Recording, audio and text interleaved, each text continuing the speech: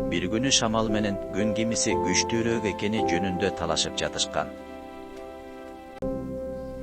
Капысынан алар жол менен жылуу жаан чапан кийип басып бараткан жолоочуну көрүшкөн.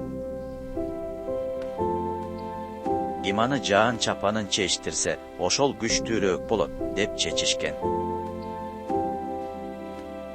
Шамал биринчи болуп аракет кылды.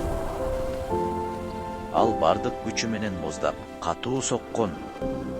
Бирок ал канчалык катуу соккон сайын, жолоочу жаан чапанын бекем кармап, өзүнө ороп алган. Анан Шамал чарчап күнгө жол берген. Күн булуттардын артынан чыгып, нурлары менен жерди жылыткан.